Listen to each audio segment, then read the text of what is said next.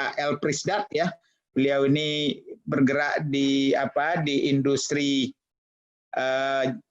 komunikasi ya, dan juga pernah menjadi petinggi di TVRI, sekarang menjadi direktur utama dari Forum Perfilman Nasional (PFN), dan aktivis juga dan sangat aktif dalam komunitas Minang. Kami persilakan Pak El Prisdat. Assalamualaikum Pak Fasli. Assalamualaikum Bapak Ibu, Uda Uni Sadonyo. Perkenalkan, saya El Prisdat, sebenarnya bukan pengusaha, lebih tepatnya orang gajian Pak Fasli. Terakhir kini posisi dari Direktur Pengembangan Usaha dan Komersial PFN.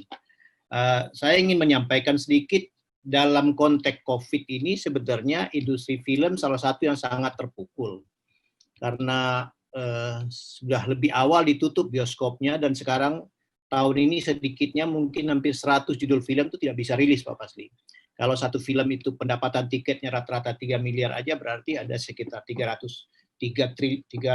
miliar ya, itu yang tidak bisa dihasilkan. Turunannya adalah karyawan film yang sebenarnya mereka tidak masuk ke dalam jaringan BPJS yang tadi disampaikan oleh Pak Ketua Asita, dan mereka tidak dapat santunan karena mereka bekerja di industri kreatif. Jadi sekarang posisinya memprihatinkan lah. Tapi yang menarik juga sebenarnya meminjam perspektif berbeda dari siapa tadi Pak Doni Oskaria, memang kita harus bisa melihat cara yang lain. Memang sekarang bioskop ditutup, tetapi nanti setelah pulih mungkin 3 bulan setelah normal baru bioskop akan dibuka kembali, tapi permintaan akan konten audiovisual itu meningkat. Berarti untuk orang-orang production house masih ada masa depan, tapi dengan channel tidak lagi konvensional seperti bioskop. Itu sedikit pengantar Pak Fasli. Kemudian soal ini topiknya terlalu luas saya rasa ya, karena bicara 4.0, bicara COVID dan lain-lain. Saya sebenarnya sudah membuat satu highlight apa yang bisa dilakukan. Kalau saya lihat Sumatera Barat pasca COVID, dari data Nielsen sebetulnya kuliner itu masih akan survive. Tapi kita ini memang selama ini berpikir agak lokal pasti. Jadi kalau dilihat dari data CNN saja, itu rendang itu 2011 dan 2017 itu sudah masuk top makanan sedunia. Tapi sekarang 2020 belum ada gerakan nyata yang mempromosikan rendang sebagai global food dari Indonesia. Kita bandingkan dengan Thailand yang punya tom yum atau sushi Jepang atau bibimbapnya South Korea, Korea Selatan, kita jauh kalah.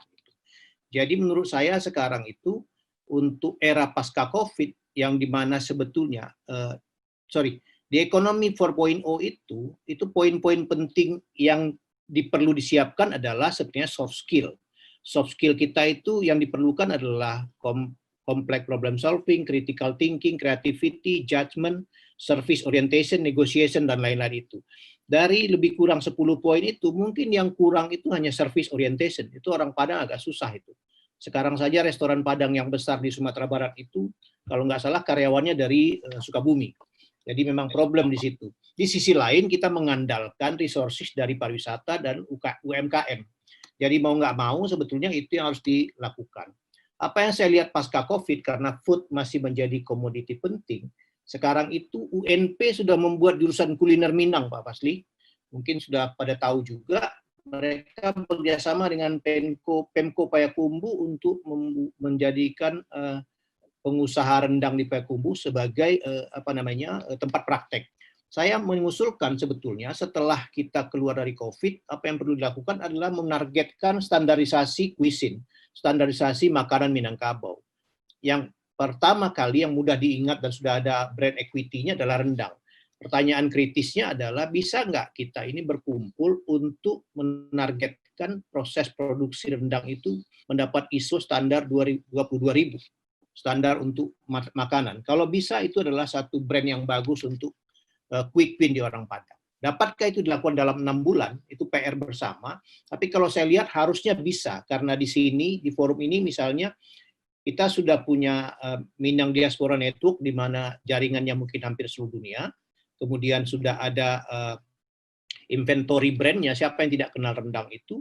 lalu kemudian sudah ada UNP yang punya jurusan Tata Boga, Kuliner Minang, lalu ada Pemko Payakumbuh, dan kita tinggal menjahit saja itu semua untuk mengeluarkan satu brand baru. Nanti kita punya standar akreditasi atau ISO untuk rendang yang go global. Cara ini sudah ditempuh oleh Thailand, oleh Korea Selatan, dan Jepang. Saya rasa ini adalah gagasan yang menarik ketika kita masih mengandalkan tourism sebagai salah satu sumber income di masyarakat Sumatera Barat yang basisnya adalah UKM. Nah, jadi ya PR-nya memang ada seperti yang Pak Doni tadi sampaikan, susah memang cari partner yang berintegritas dan punya visi di Sumatera Barat. Kita terbiasa menjadi raja-raja kecil dan puas dengan menjadi komandan-komandan kecil itu. Kasus Tanah Abang misalnya, karena kita sendiri-sendiri, dulu Tanah Abang punya orang Minang, kemudian bergeser ke Cipulir, sekarang mundur lagi ke Cipadu. Saya tidak tahu setelah ini, dan semua secara smooth berganti karena orang lain lebih solid. Jadi tantangan orang Minang tidak hanya soal service orientation dan tadi visi dan integritas, tapi juga bagaimana membangun jaringan, Pak Fasli. Gebu Minang pernah mencoba itu, dan dulu Pak Fasli Jabar menyampaikan bahwa tantangan terbesar orang Minang itu menyatukan sumber daya, tapi di sisi lain bagaimana sumber daya yang bersatu itu cepat menunjukkan hasil. Harus ada quick win. Tanpa quick win sebetulnya semangat akan menurun dan biasanya bubar jalan. Gitu Pak Fasli, terima kasih.